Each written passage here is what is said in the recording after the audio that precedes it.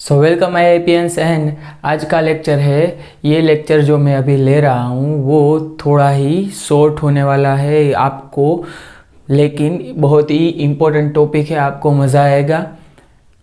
और जीसेट के एग्ज़ामिनेशन में ये जो लेक्चर है उसका फाइनल रिज़ल्ट में जो देने वाला हूँ जीसेट के एग्ज़ामिनेशन में, वो आपके लिए इम्पोर्टेंट है। लेकिन यहाँ पे हम डिराइव कर देंगे आपके लिए और आपको बेसिक अंडरस्टैंडिंग आ जाएगी कि आप किस तरह से इक्वेशन ऑफ मोशन है वो डिराइव कर सकते हैं क्वांटम मैकेनिक्स में।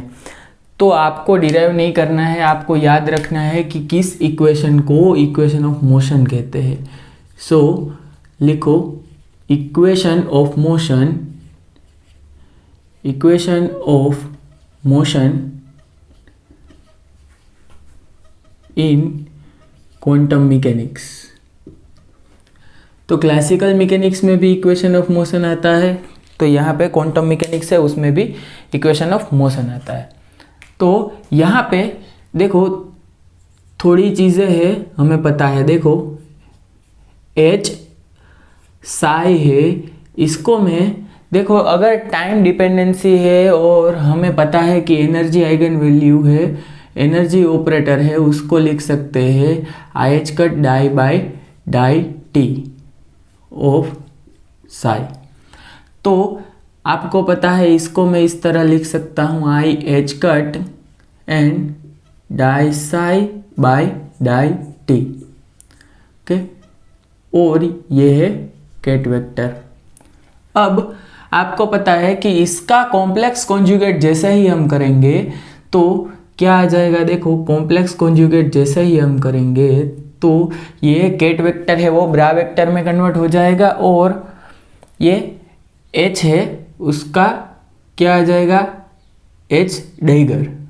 तो देखो यहाँ पे इसको इस तरह से लिखते हैं पहले, तो जैसे ही हम एच को बाहर निकालेंगे तो एच डेगर आ जाएगा। और आपको पता है कि यहाँ पे इसका कॉम्प्लेक्स कॉन्जुगेट क्या होगा, माइनस, देखो यहाँ पे माइनस आयोटा एच कट, ये तो कांस्टेंट है माइनस आयोटा एच कट, और ये वेक्टर है वो ब्रा वेक्टर में कन्वर्ट हो जाएगा। तो इस तरह से ये रिजल्ट आता है। अब देखो यहाँ पे ये सभी स्टेप्स है वो डिफरेंट है। यहाँ से इसका मैंने रिलेशन है वो बता दिया है कि आप केट वेक्टर को कॉम्प्लेक्स कॉन्जुगेट लेंगे और कॉन्जुगेट ट्रांसपोज लेंगे, या इसका हर्मिशियन एडजॉइंट है वो अभी हम देखते हैं। देखो हमें पता है कि H is Hamiltonian is Hermitian, because Hamiltonian after all क्या है, हैमिल्टोनियन क्या है, ऑब्जर्वेबल है। क्यों? क्योंकि हैमिल्टोनियन है वो क्या दिखाता है, एनर्जी के, हैमिल्टोनियन है वो एनर्जी है वो रिप्रेजेंट करता है। तो हैमिल्टोनियन है वो हर्मिशियन हुआ क्योंकि ऑल ऑब्जर्वेबल आर हर्मिशियन, ऐसा मैंने हर्मिशियन ऑपरेटर में स्टेटमेंट लिखवाया था। तो यहाँ से आपको पता है कि एच डेगर मतलब कि इज इक्वल टू एच होगा क्योंकि हर्मिशियन है। तो यहाँ से देखो H dagger is equal to H put कर देते हैं यहाँ पे, तो इसका रिजल्ट क्या आ जाएगा।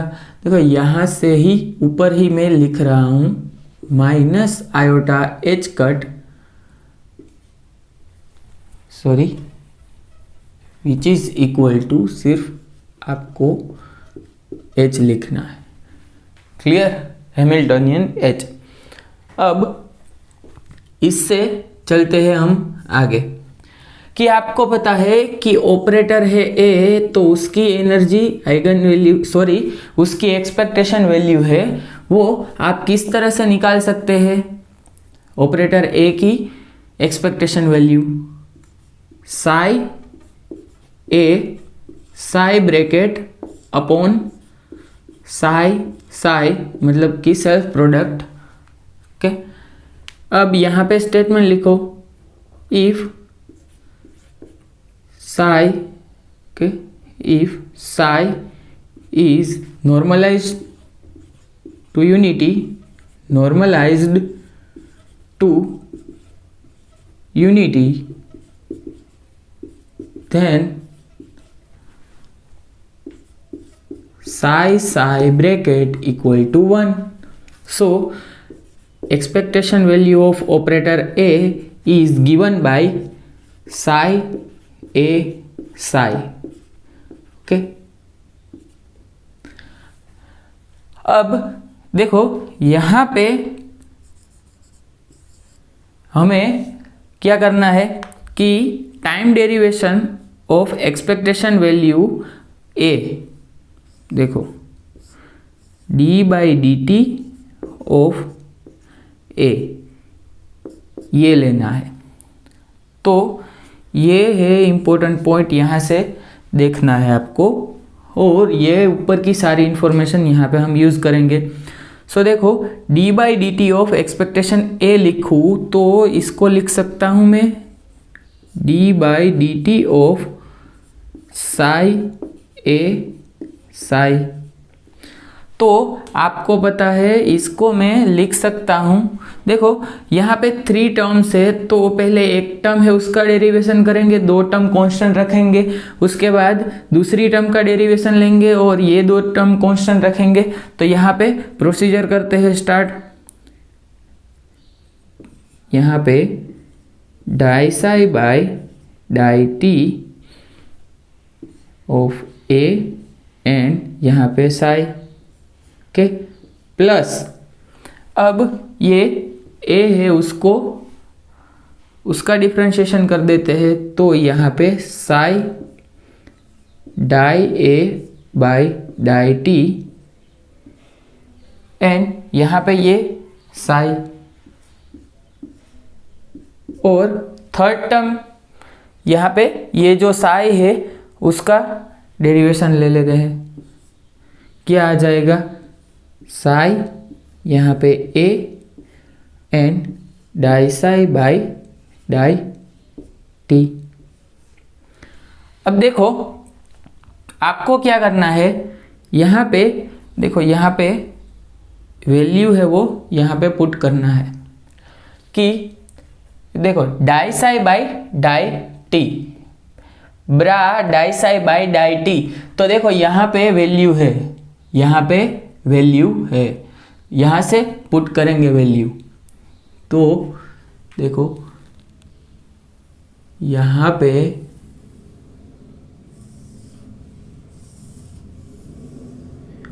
अब देखो कि bra die psi by die T है वो क्या आएगा, देखो प्लेन जा रहा है, नॉइज आ रहा है थोड़ा, इसलिए चुप हो गया हूँ।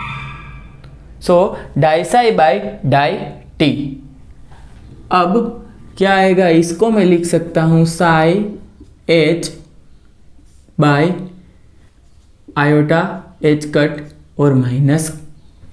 क्लियर, यहाँ से ही मैंने ये लिखा है माइनस आयोटा एच कट है, यहाँ ले लिया है, डिनोमिनेटर में आ गया है। सो यहाँ पे आप लिख सकते हैं ओके, और यहाँ पे ही लिख देते हैं कि die psi by die T है और केट है, तो उसको क्या लिख सकते हैं हम, देखो यहाँ पे देख लो del psi by die T को लिख सकते हैं एच और ket psi divided by iota H cut, H ket psi divided by iota H cut. Clear, तो यहाँ पे टर्म है, थोड़ी रीअरेंज भी कर दूंगा साथ में। तो ये टर्म है वो मैं पहले लिख रहा हूँ, देखो यहाँ पे फर्स्ट सेकंड एंड थर्ड, यहाँ पे सेकंड टर्म यहाँ पे मैं पहले लिख रहा हूँ। तो बेसिकली इसको क्या कहेंगे, देखो इसको बोल देंगे del by die T of expectation value of A. ये पार्शियल डिफरेंशिएशन है, देखो यहाँ पे आपको डिपेंडेंसी पता नहीं है, तो ये पार्शियल डिफरेंशिएशन लेके हमें चलना पड़ेगा। ये हमारा कंप्लीटली डिफरेंशिएशन जो होता है वो नहीं है, ये पार्शियल डिफरेंशिएशन है। सो अब यहाँ पे ये सेकंड टर्म है वो लिख देते हैं, plus die psi by die T है उसको लिख सकता हूँ मैं साई एच, यहाँ पे A psi divided by iota H cut, लेकिन माइनस के साथ। अब लास्ट टर्म है उसको मैं लिख सकता हूँ क्या, प्लस साई ए, और die psi by die T है यहाँ पे H psi by iota H cut. Clear. अब देखो यहाँ पे तो total time derivative of expectation of A. Clear. यहाँ पे ये इरेज कर देता हूँ।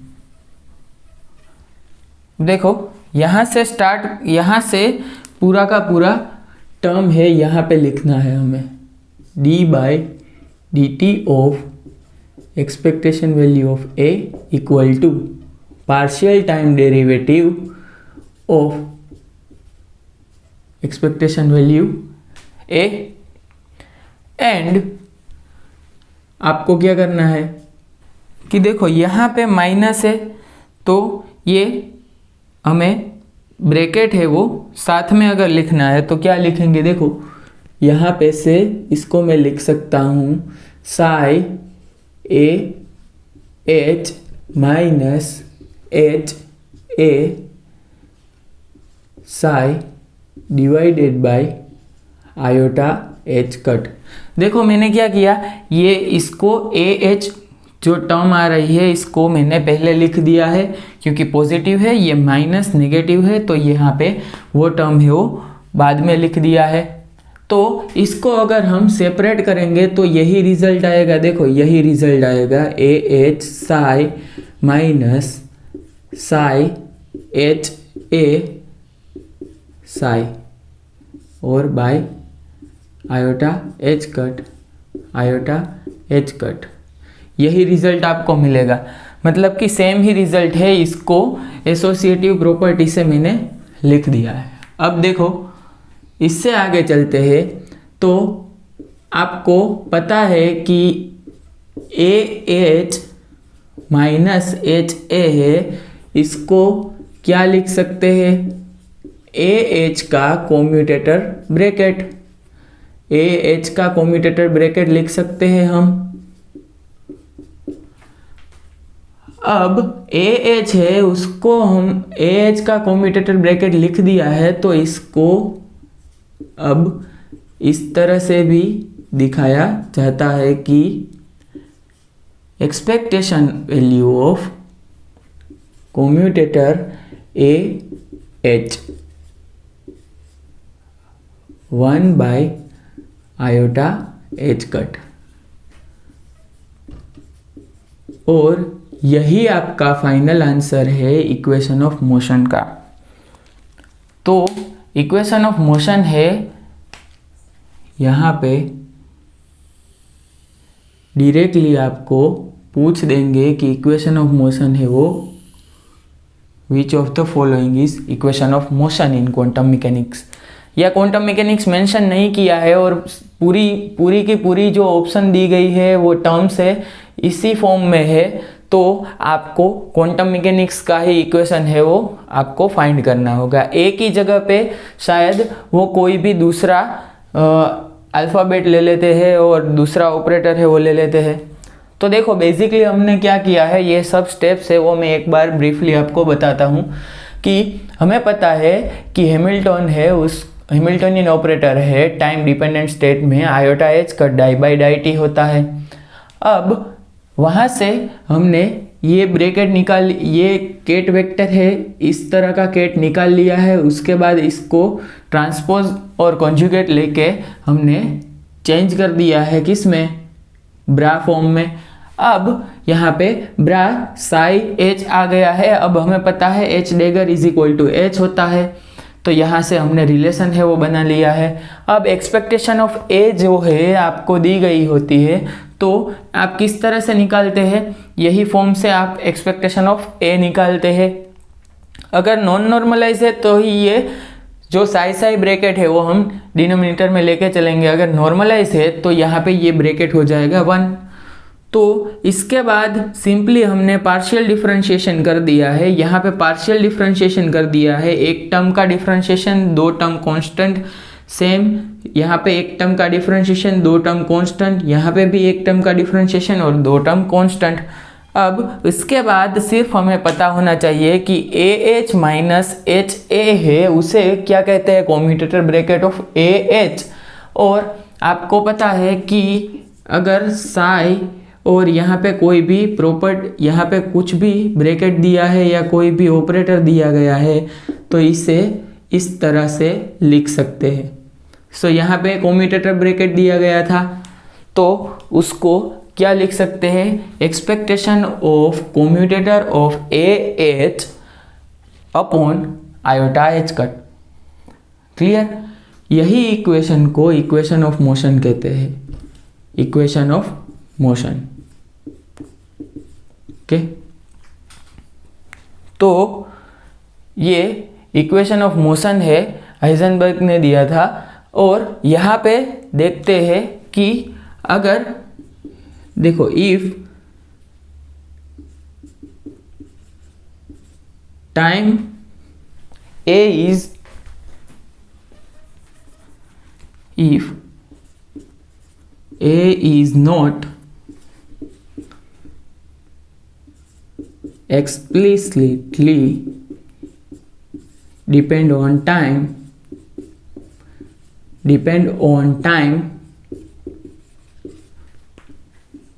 then देखो आपने ये अगर सब लिख लिया है तो यहाँ पे ये इक्वेशन ऑफ मोशन ही रखते हैं और ये पूरा इरेज कर देते हैं।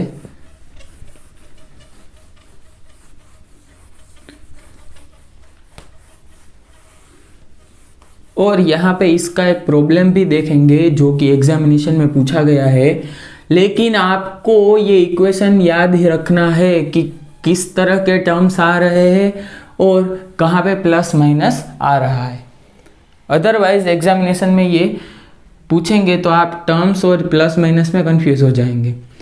देन देखो टाइम डिपेंडेंट नहीं है, okay, not dependent on time, तो क्या आ जाएगा, देखो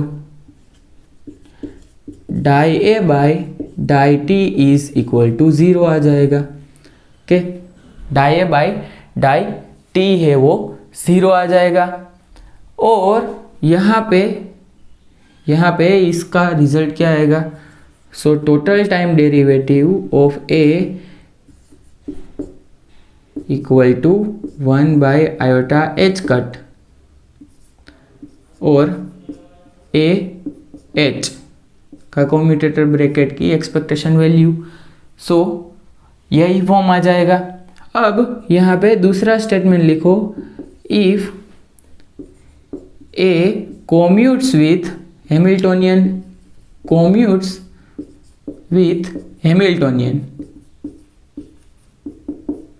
देखो आपको अभी पता होना चाहिए कि कॉम्यूट्स विथ हैमिल्टोनियन मतलब कि इसका कम्यूटेटर ब्रैकेट है वो क्या आ जाएगा, 0। इसका कम्यूटेटर ब्रैकेट है वो 0 आ जाएगा।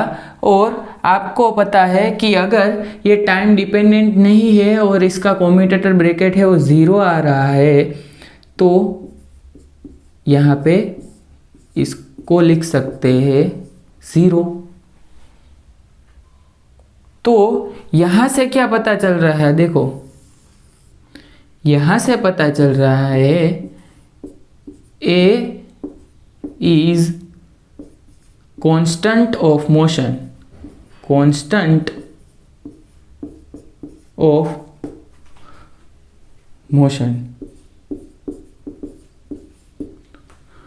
and quantity expectation A is conserved। सो यहाँ पे लिख देता हूँ,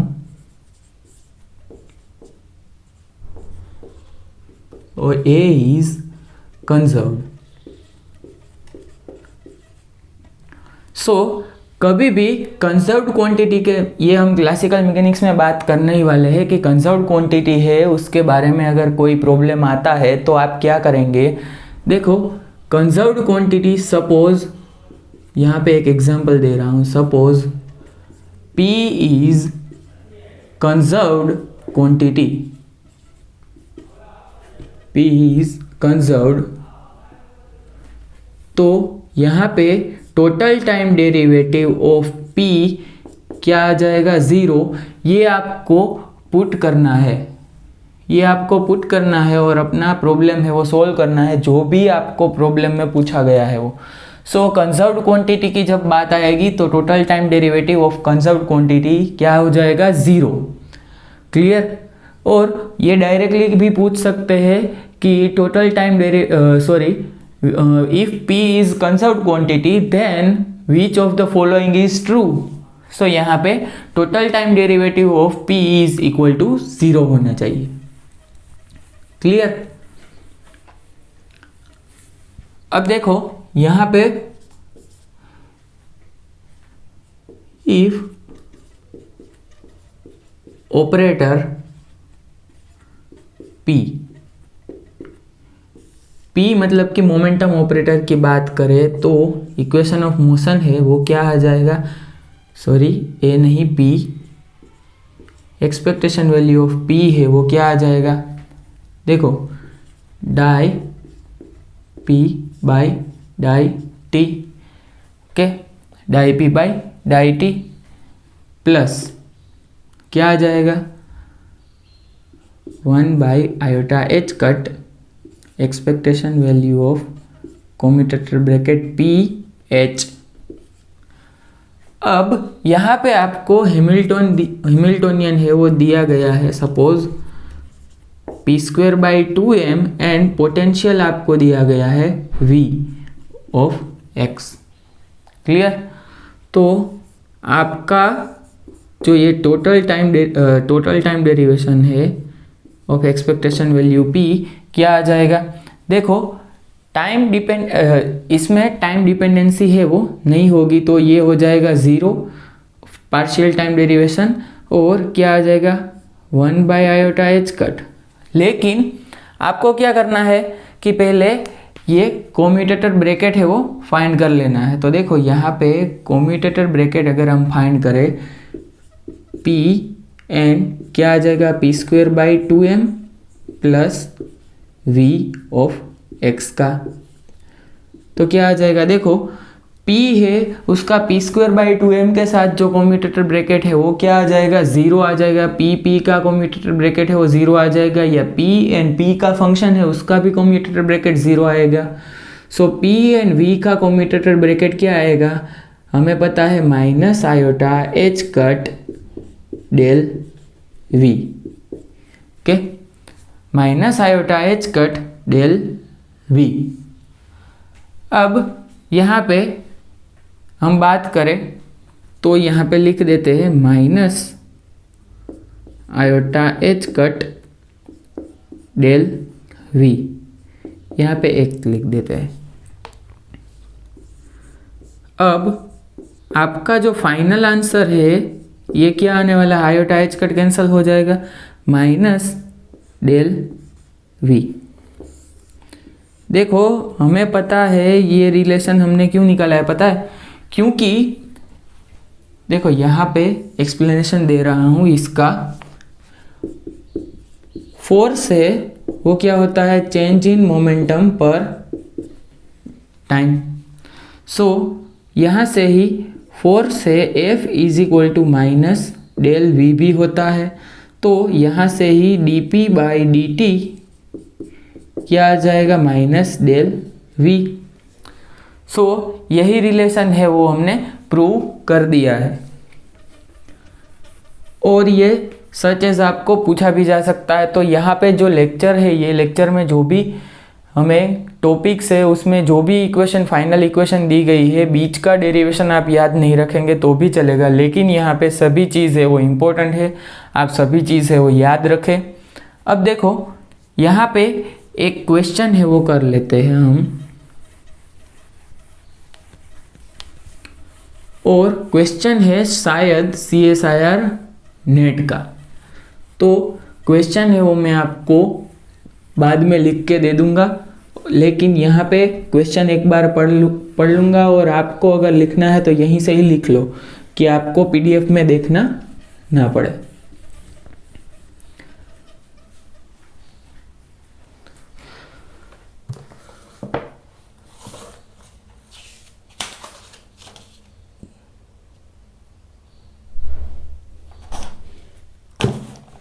तो देखो यहाँ पे देखते हैं,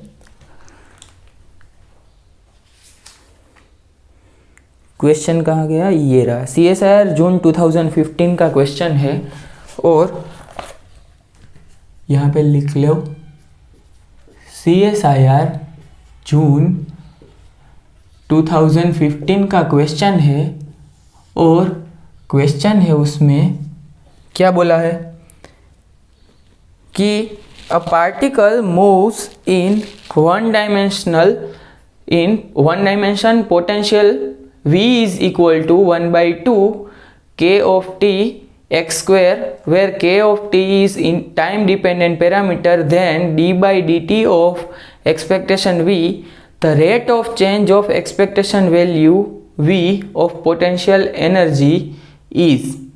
सो आपको क्या करना है, find d by dt of V find करना है। देखो यहाँ पे आपको V क्या दिया गया है, 1/2 k t एक्स स्क्वायर, मतलब के एक्स स्क्वायर, लेकिन के है वो टाइम डिपेंडेंट है। और आपको फाइंड करना है D by D T of expectation V. Clear? तो हमें पता है, देखो आप यहाँ पे एक चीज़ है वो इसमें नोट भी कर लो कि इक्वेशन ऑफ मोशन है वो आपको इस तरह के फॉर्म में भी दिया जा सकता है। ये फॉर्म भी लिख लो, ये फॉर्म में भी आपको इक्वेशन दिया जाता है और सभी जो एग्जामिनेशन है उसमें डिफरेंट फॉर्म है वो यूज़ होता है। सो ये फॉर्म भी आप लिख लो। तो देखो यहाँ पे D by D T of expectation value V, ये हमें फाइंड करना है। तो सिंपल हमें पता होना चाहिए क्या, देखो ये इक्वेशन, अगर ये इक्वेशन आपको पता है तो आप इजीली इसका आंसर है वो निकाल सकते हैं। सो यहाँ पे आएगा जो V और यहाँ पे H। क्लियर?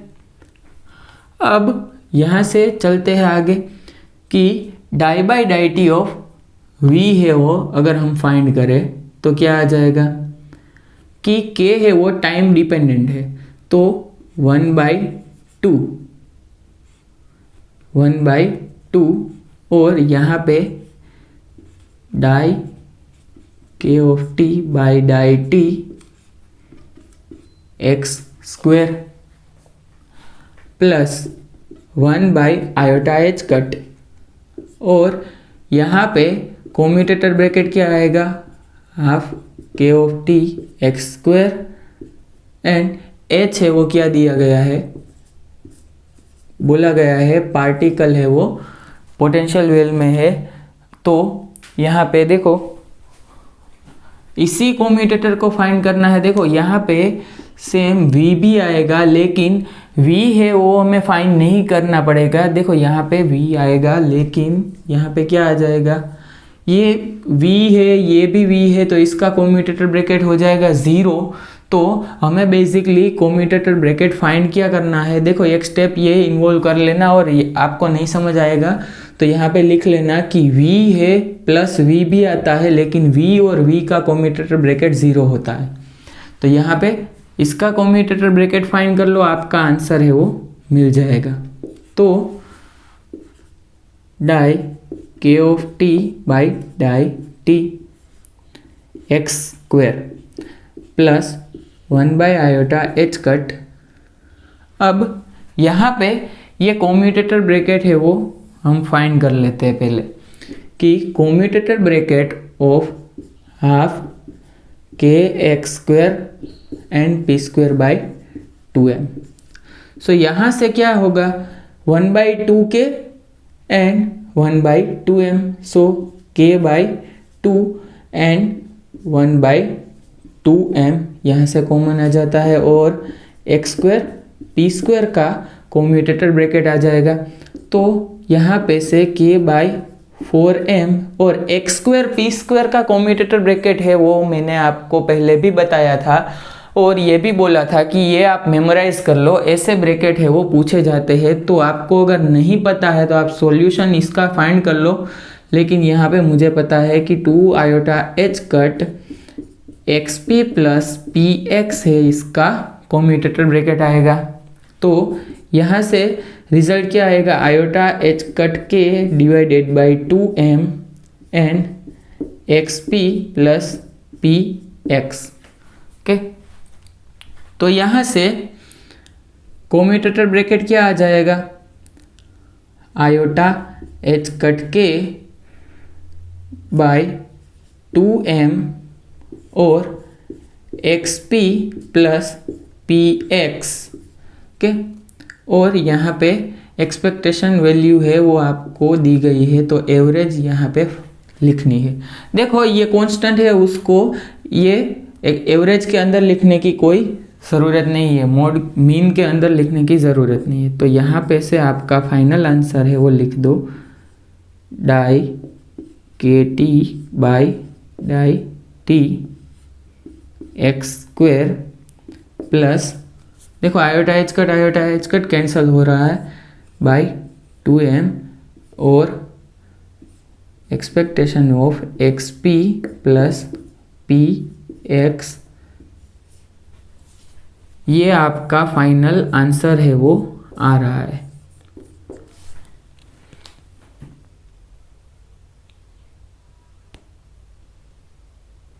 ओके, तो देखो यहाँ पे देखो फाइनल आंसर तो आ गया है, लेकिन यहाँ पे जो डाई वी बाई डाई टी हमने किया है तो यहाँ पे जो मीन है वो सभी का लेना पड़ेगा। तो ये एक चेंज आपको करना पड़ेगा, यहाँ पे गलती कर दी है थोड़ी। तो कंसेप्चुअल देखो चेंज सिर्फ इतना ही है कि x² है उसको ये जो हमने एवरेज लिखा है उसके अंदर लिखना है, लेकिन ये भी कंसेप्चुअल एरर होती है, तो आपको x² है उसको अंदर ही लिखना होगा। तो ये आप कंप्लीट करो।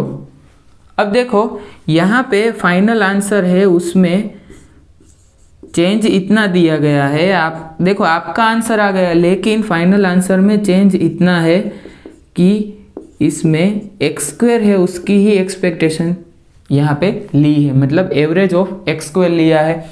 क्यों, देखो आपको पता है k है वो कोई कांस्टेंट है, लेकिन वो टाइम डिपेंडेंट कांस्टेंट है। तो अगर यहाँ पे टाइम डिपेंडेंट कांस्टेंट है तो उसकी एवरेज है वो भी सेम ही आएगी, कोई भी कांस्टेंट ले लो। सो उसको आप एवरेज में नहीं लिखोगे तो भी चलेगा। ओके, अगर यहाँ पे अंदर लिखा है तो भी कोई इश्यू नहीं होता है, लेकिन एग्जामिनेशन में आपको देखना है कि किस फॉर्म में आपका आंसर दिया गया है। तो इसी फॉर्म में आपका आंसर दिया गया है और ये आंसर है वो ए ऑप्शन में दिया गया है। क्लियर।